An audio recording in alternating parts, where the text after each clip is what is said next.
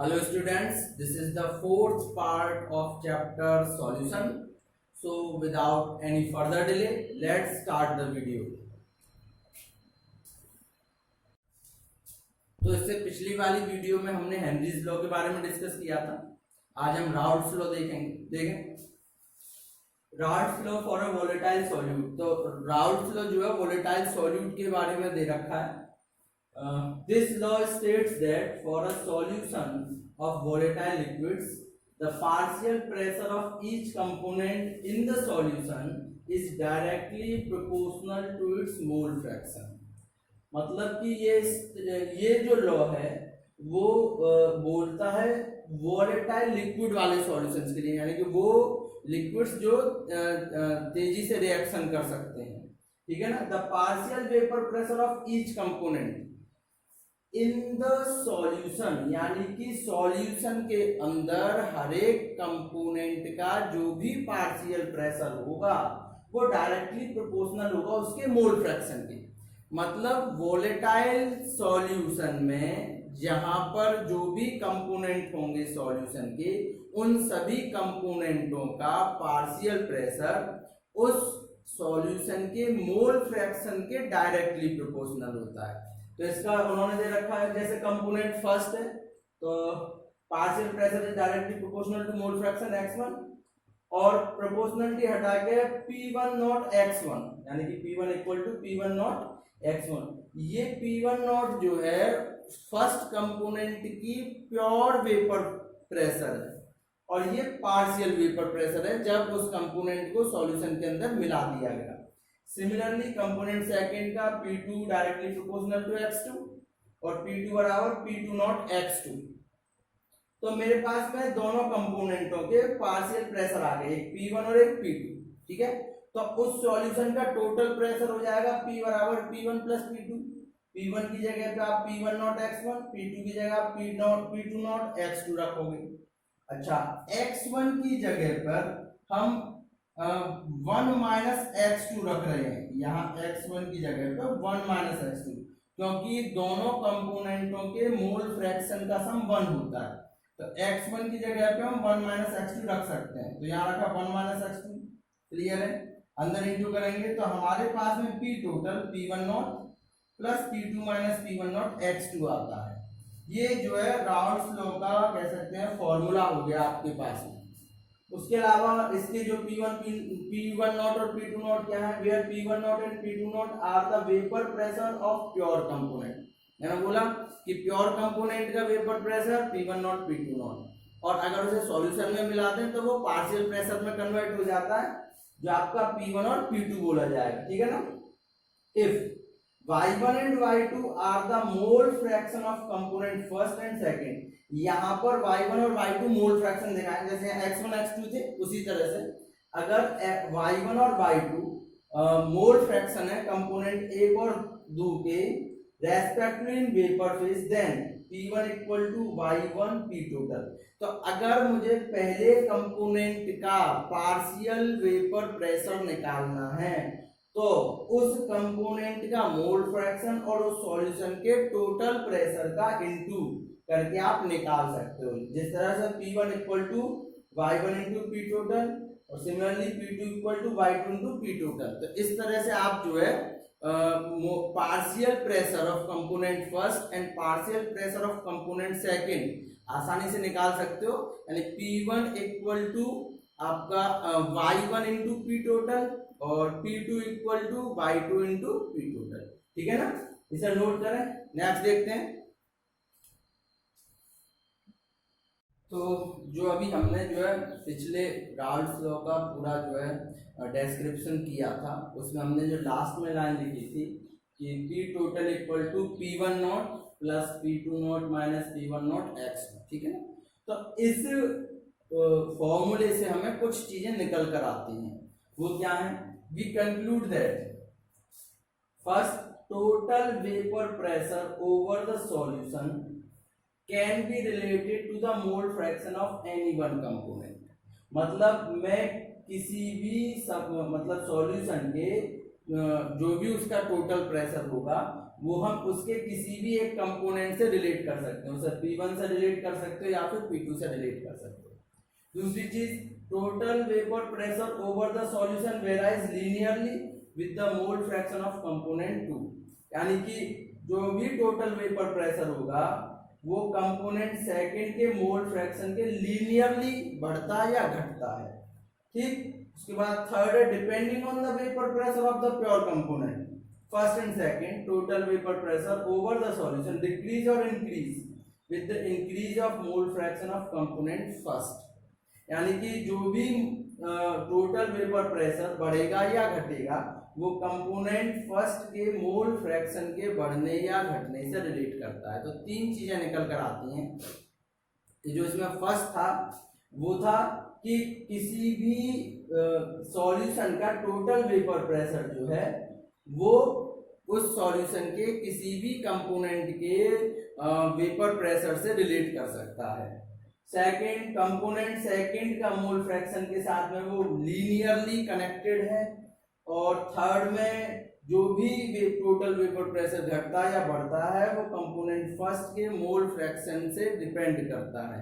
अगर mole fraction component first का बढ़ेगा तो टोटल वेपर प्रेशर बढ़ेगा, अगर कम होगा तो टोटल वेपर प्रेशर कम होगा।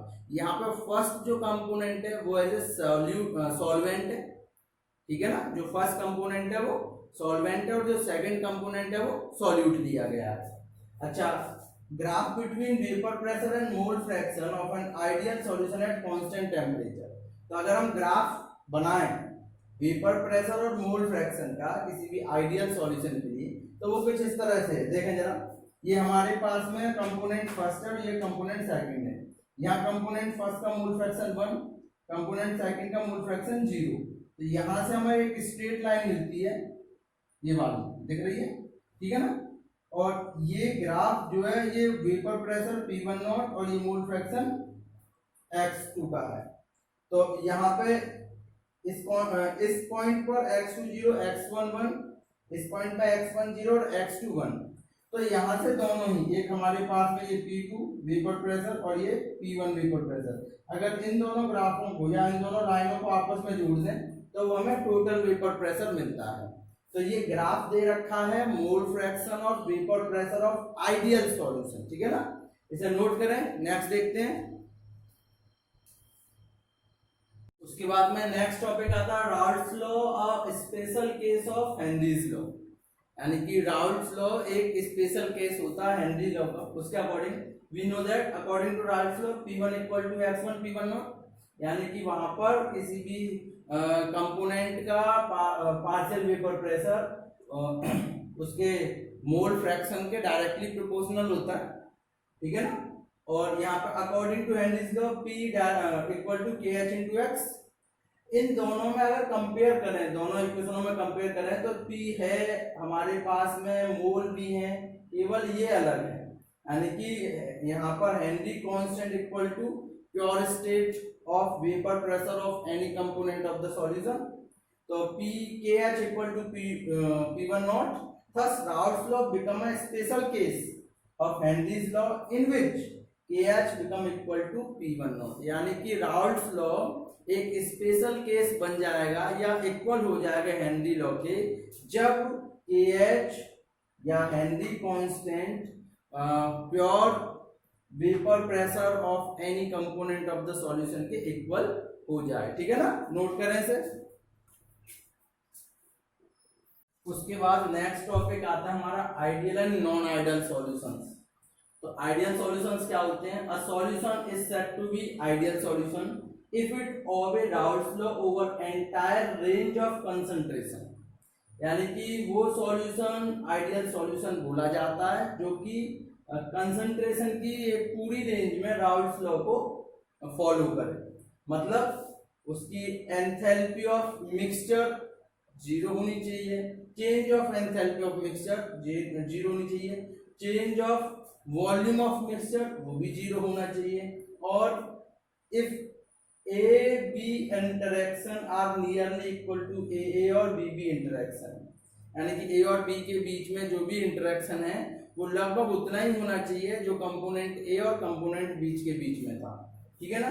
तो इसके कुछ एग्जांपल हैं, जैसे n hexane, n heptane, hexane और हेप्टेन का सॉल्यूशन, ब्रोमोइथेन, क्लोरोइथेन, ब्रोमो और क्लोरोइथेन का सॉल्यूशन, बेंजीन और टोलुइन का, ये सभी आइडियल सॉल्यूशन बोले जाते हैं।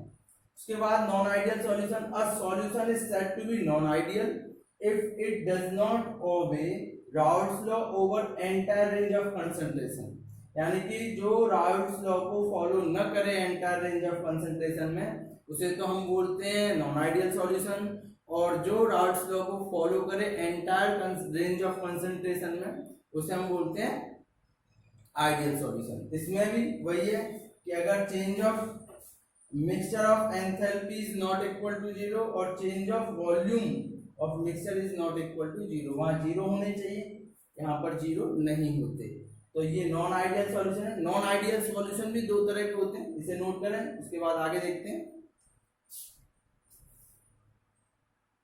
उसके बाद में जो हमने नॉन आइडियल सॉल्यूशन कराए थे, उसी के दो टाइप्स हैं। There are two types of non ideal solution, एक आता है आपका पॉजिटिव डेविएटेड नॉन आइडियल और एक होता है negative deviated non ideal. Positive deviation में क्या क्या कंडीशन है कि जो mixing enthalpy of changing zero से ज्यादा हो, क्योंकि पॉजिटिव है। मिक्सिंग वॉल्यूम ऑफ चेंजिंग वो भी आपसे जीरो से ज्यादा हो, और ए बी का stronger, A B interaction are weaker than A और बी बी इंटरेक्शन, यानी जो ए और बी जो दो कंपोनेंट है उनके बीच में जो भी अट्रैक्शन फोर्स जो लग रहा है वो कम हो ए और बी बी के, तो उसे हम बोलते हैं पॉजिटिव डेविएशन। इसमें ग्राफ दे रखा है, देखो भाई, ये हमने पिछले वाले में बताया था, ये हमारी स्ट्रेट लाइन थी, ये वाली स्ट्रेट थी, ये लाइन स्ट्रेट थी, और इसको पी टोटल करके यहाँ से जो आ रही थी वो भी स्ट्रेट थी, ठीक है ना। लेकिन पॉजिटिव डेविएशन से आइडियल सॉल्यूशन में जो ये स्ट्रेट लाइन थी, पॉजिटिव डेविएशन से इससे ऊपर से लाइनें जाएंगी तीनों में, और यहाँ आपका पी टोटल हो जाएगा, P total is greater than P1 plus P2। दूसरा हमारे पास में आता है, हाँ इसके एग्जांपल और है, इथेनॉल और एसीटोन का मिक्सचर, कार्बन डाइसल्फाइड और एसीटोन का मिक्सचर, ये पॉजिटिव डेविएशन के एग्जांपल। उसके बाद negative deviation, in case of negative deviation यही चीजें उल्टी हो जाएंगी, जो यहाँ पे डेल्टा मिक्सिंग एंथैल्पी ज्यादा थी जीरो से, या कम हो जाएगी, वॉल्यूम भी कम हो जाएगा, और जो ए बी इंटरेक्शन बी करता है वो क्या हो जाएगा, स्ट्रॉन्गर हो जाएगा। इसके भी एग्जांपल है फिनॉल और एनिलीन का मिक्सचर, या क्लोरोफॉर्म और एसीटोन का मिक्सचर, ठीक है ना। तो नेगेटिव डेविएशन में जो हमारे पास में आइडियल लाइन थी उससे जो है नीचे से ओरिजिनल लाइन गुजरेंगी। तो ये दो तरह के डेविएशन है, पॉजिटिव डेविएशन और नेगेटिव डेविएशन, और उसके एग्जांपल और उसके ग्राफ से ढंग से नोट करें।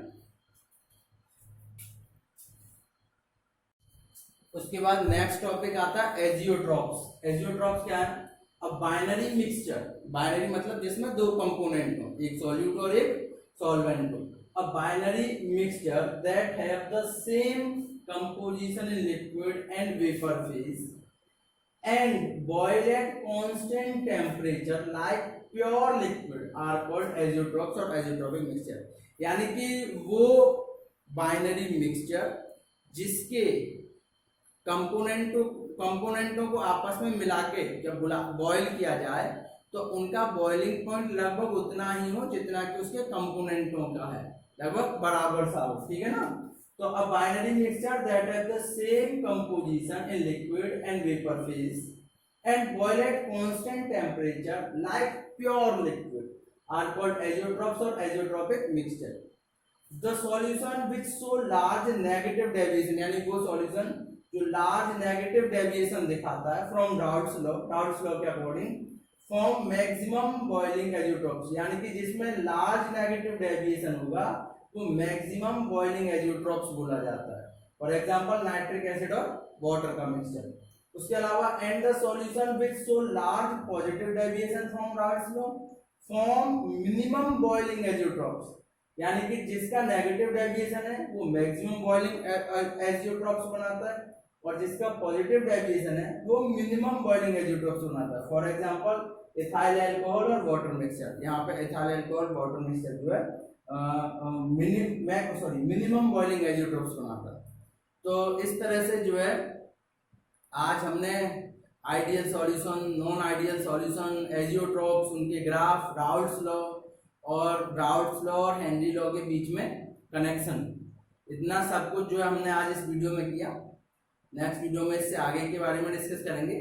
तो तब तक के लिए गुड बाय।